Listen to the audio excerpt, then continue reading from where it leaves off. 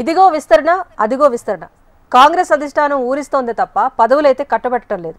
మంత్రివర్గ విస్తరణపై హస్తం పార్టీ వైఖరి ఏంటి? విస్తరణ ఎప్పుడు? కేబినెట్ బెర్త్ కోసం చూస్తున్న ఆశావహుల పరిస్థితి ఏంటి? ఇప్పుడు ఇదే చర్చ నడుస్తోంది. తెలంగాణలో కాంగ్రెస్ ప్రభుత్వం కొలువుదీరి ఏడాది పూర్తయింది. ప్రజాపాలన విజయోత్సవ సంబరాలు ఘనంగా నిర్వహించింది. అధికారం చేపట్టి సంవత్సరం పూర్తయిన రెండో దశ కేబినెట్ విస్తరణ మాత్రం జరగలేదు. అధికారం చేపట్టిన హస్తం పార్టీ సీఎం రేవంత్ రెడ్డితో పాటు 11 మంది మంత్రులు ప్రమాణ స్వీకారం చేశారు. ఉమ్మడి జిల్లాల వారీగా మహబూబ్ నగర్ నుంచి సీఎంతో పాటు జూపల్లికి మంత్రివర్గంలో అవకాశం కల్పించారు. అటు నల్గొండ నుంచి కోమటిరెడ్డి వెంకటరెడ్డి, ఉత్తమ్ కుమార్ రెడ్డి, కరీంనగర్ నుంచి పొన్నం ప్రభాకర్, శ్రీధర్ బాబు, ఖమ్మం నుంచి భట్టి విక్రమార్క, పొంగులేటి శ్రీనివాస్ రెడ్డి, తుమ్మల నాగేశ్వరరావు, వరంగల్ నుంచి సీతక్క, కొండా సురేఖ, మెదక్ నుంచి దామోదర రాజనరసింహ మంత్రులుగా ఉన్నారు.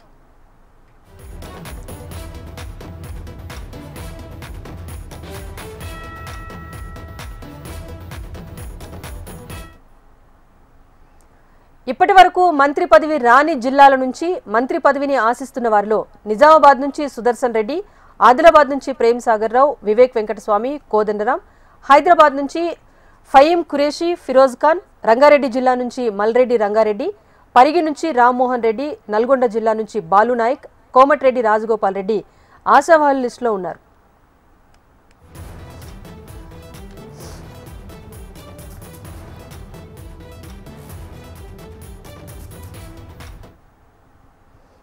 సీఎం రేవంత్ రెడ్డితో పాటు మొదటి దఫాలో ఉన్న మంత్రులు సామాజిక సమీకరణలను పరిశీలిస్తే సీఎంతో పాటు మిగతా 6 మంత్రులు అగ్రవర్ణాల నాయకులే ఉన్నారు.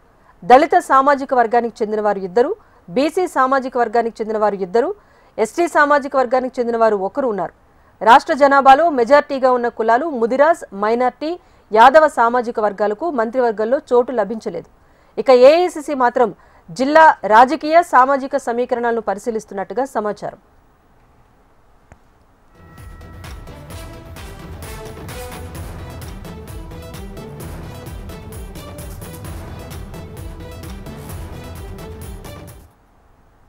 ఎనాలిసిస్ ఇలా ఉండగా ఎవరికి వారు కేబినెట్ లో బెర్త్ కోసం విశ్వ ప్రయత్నాలు చేస్తున్నారు. మంత్రి పదవులు ఆశిస్తున్న వారు ఎక్కువ సంఖ్యలో ఉండటంతో అధిష్టానానికి ఇది తలనొప్పిగా మారింది.